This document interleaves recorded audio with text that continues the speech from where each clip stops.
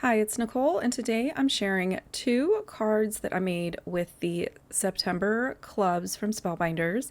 I get the stitching die of the month, and typically, first step for me is to figure out a color palette and pick out color wheel cardstock.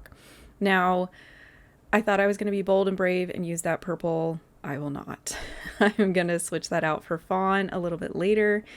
I did go ahead and die cut all of my pieces, and then I like to just use 3 strands of DMC floss and a size 22 needle, and a lot of times I will secure my first stitch with some tape, and sometimes I add a little bit of extra liquid glue just to kind of hold things down.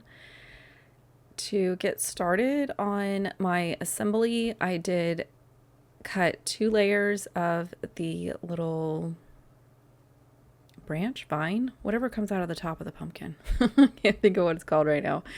The die set is called Pumpkin Tops, so I thought this was so unique.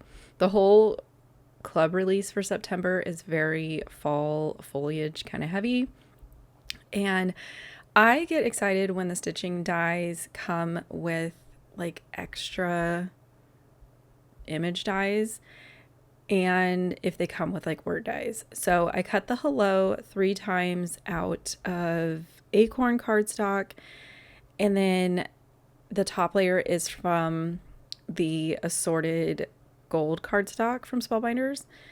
I am doing 2 layers for the little curlicues, and then for the pumpkins I did go ahead and cut just a solid base. I really wanted that same kind of color to show through the open stitching holes, and to put these together I am putting foam adhesive between them. Again, I just want that kind of dimension to show through, and you can see the tone on tone color behind it. I cut the center of the pumpkin out of that same gold. And then for my card bases, I'm doing top folding A2 from the fawn color, and then I did go ahead and do some gold splatter. I wanted a little bit of texture, but I didn't want to do like an embossing folder. And then here you can see I have cut a bunch of those extra images from those same colors that I cut my pumpkins with. I like to do both cards side by side. Everything's kind of already out and just kind of makes the process go a little bit quicker. I used Bellini, Coral, and Sicily from the Color Wheel cardstocks. And if you are looking for the swatch sheet that I use, I will link it down below. It's also linked in a short video that I have that just kind of talks about, I prefer to have my cardstock swatches like all on one sheet at a glance. It just works better for me. And then I'm going to go ahead and I'm using this little card section on my cutting mat to kind of space out these pumpkins and figure out if I can fit 6 of them on here. And I like that. I did go ahead and take a photo. Sometimes I move things around too much. Like here, I've already rearranged them again, and I do not like it.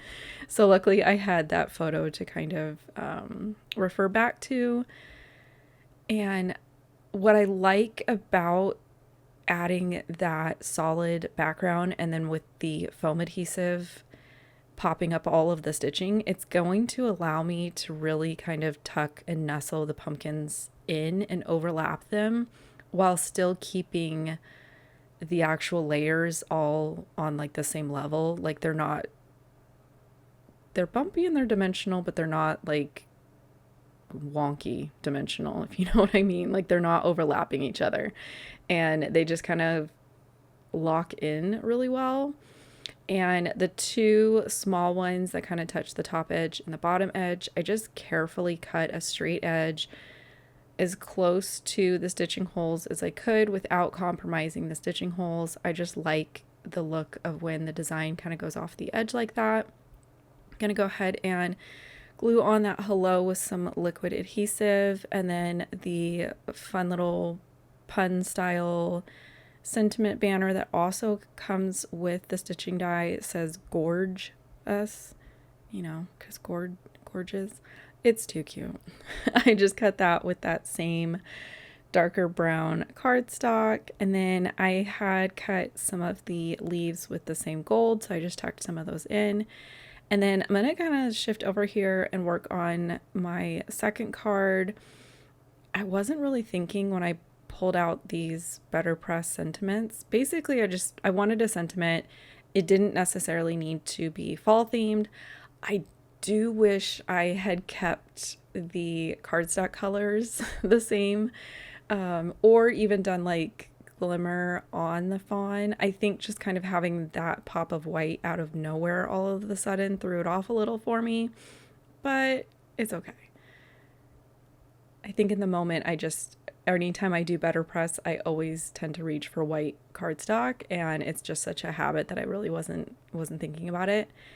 And then I'm gonna do a technique that I love to do this when you have like a lot of these like extra little dies in sets, is to almost make like a pattern paper with them.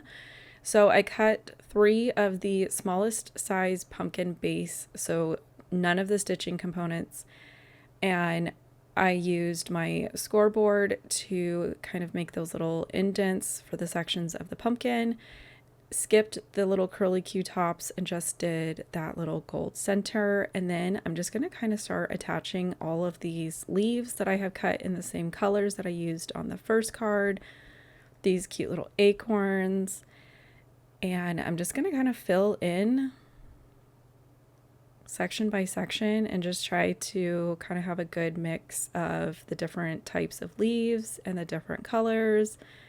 This is something that I really like to do, especially when the stitching die comes with extra pieces. Sometimes it will just be, you know, like a really big dynamic stitching die, and you're not going to have the extras.